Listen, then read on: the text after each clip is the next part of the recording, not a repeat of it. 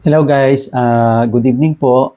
Actually, this is the first time na haharap po ako sa inyo dito sa ating YouTube, no? Dito sa aking channel na Global Business Mix. Marami po ako actually ina-upload dito sa aking channel, no? Isa po talaga sa mga goal ko ngayong nag-live po ako or humarap po ako sa inyo dito is of course, gusto ko pong makilala niyo po ako at kung papaano ko po ginagawa yung mga videos ko po dito. So, hindi po ako malimit mag-upload ng aking mga video dito sa YouTube kasi nga po ay medyo may mga pinagdadaanan po tayo, no? Like yung ating nararamdaman ngayon, meron tayong problema sa kalusugan and patuloy po nating nilalabanan yung mga challenges sa buhay, no? So tayo po kahit may mga challenges po tayong pinagdadaanan sa buhay, patuloy pa rin po nating ginagawa yung mga business na kailangan pong gawin, no? So minsan hindi na rin po natin alam kung ano po yung ating gagawin, no? Ako po personally, minsan hindi ko na rin po alam kung ano po yung gagawin ko sa buhay ko, ano ba yung priority, no? Ano ba yung mga dapat gawin, no?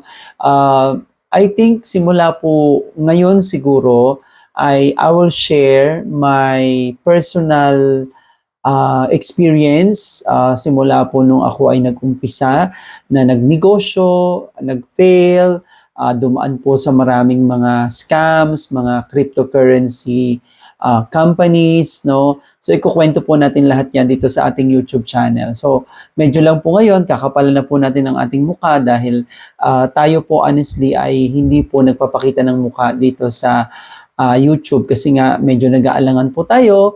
At the same time ay yun, so sana medyo tangkilikin nyo po itong aking channel na gagawin, no? Titingnan po natin kung ano po yung pwede po nating maitulong sa mga taong katulad ko na nakaka-experience ng mga maling desisyon sa buhay, ano yung dapat gawin, no? Lalo na po doon sa mga kabataan na ngayon pa lang po nagsisimula, no? Isa lang po talaga sa mga maibibigay ko na tip doon po sa mga nag-uumpisa na lalo na po kung kayo po ay nagtatrabaho kasi po ako po ay naging isang working student, no? Naging working student po ako. I was a graduate po ako ng Business Administration major in Management. Marami na rin po ako naging experience like naging gasoline boy, naging magtitinda po ng isaw, no, hanggang sa naging service crew ng Jollibee, naging service crew ng Greenwich, naging janitor messenger. Nung habang ako po ay janitor messenger, nag-aaral po ako noon sa gabi. No? Sa gabi po ako nag-aaral at nakatapos po ako ng business administration. Pinakamahirap ko po yung first 2 years, no? Not last 2 years. First 2 years. Kasi po after ng trabaho, ay meron pang ROTC kasi noon ang trabaho ko is Monday to Saturday. And then Sunday meron pa siyang ROTC.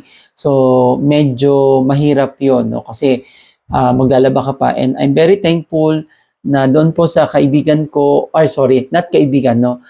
Doon po sa amo ko dati na si Miss Rochelle Camasosa, no, na nasa ngayon po ay nasa Malaysia na, ay siya po yung nagturo po sa akin na magtrabaho at mag-aral at the same time dahil hindi po habang buhay po tayong magtrabaho, no?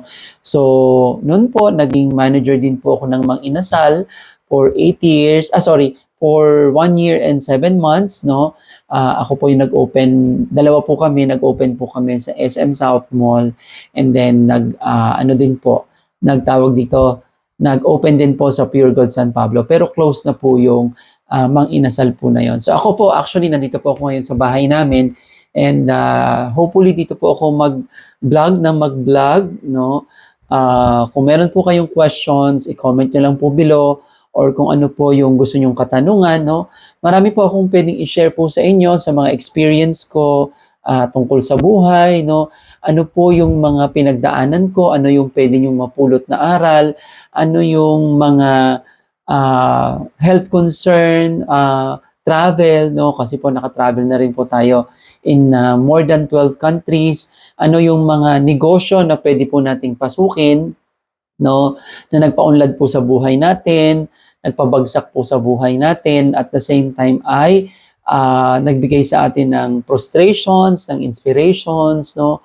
So dito po sa aking gagawin na to, hopefully tangkilikin niyo po yung aking gagawin, and magkaroon po ako ng, honestly, the major purpose kung bakit ko po ginagawa itong video po na to ay, of course, nakikita ko po naman na pwede po tayong kumita po talaga dito sa Facebook. Kasi po, honestly, aaminin ko po sa inyo, yun pong aking anxiety, yung depression, yung stress, for the last 3 years ay medyo mahirap po. No? Yun po yung pinagdadaanan ko. Hindi po alam ng family ko yan, hindi po alam ng mga kaibigan ko kasi hindi naman po ako masyadong nagpo-post sa social media. And I think ito po yung isa sa mga paraan ko para magkaroon po, no, ng outlet, no, kasi minsan nawawalan na rin po ako ng social life, no. Siguro through this platform, may share ko po yung aking nararamdaman, may share ko yung aking experience, may share ko yung aking tawag dito, yung mga pinagdadaanan ko po sa buhay na pwede nyo pong kapulutan ng aral, no?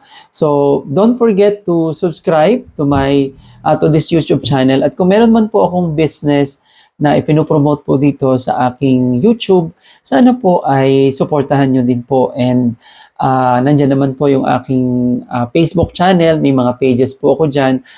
Pwede nyo po akong i-follow dyan, pwede nyo rin po akong tingnan yung aking mga video tutorials, no, ng aking business. Ayan, medyo naka 5% na po yung ating tawag dito, yung ating phone, no. Kaya medyo tatapusin ko na lang kasi kailangan yata is 8 minutes yung aking live, or kaya yun pong aking gagawin po na video para po ma-upload ko po sa ating YouTube channel at ma-monetize. And hopefully po ay suportahan niyo po ako kasi ito lang po yung tanging paraan ko para makita ko, no, even po yung aking mga live. Meron po akong ginawa pong page, pwede po kayong bumili ng mga products po through Shopee Affiliate. And also, sana ano po, mag-follow po kayo dito sa aking Facebook account and also dito sa aking YouTube channel. And nahingi po talaga ako ng suporta po kasi kailangan ko po talaga ng support ng mga tao na makakapakinig po nitong aking YouTube video. And yun po, inihiling ko lang po lamang na kung meron po kayong question or katanungan, message na lang po ako. Salamat po!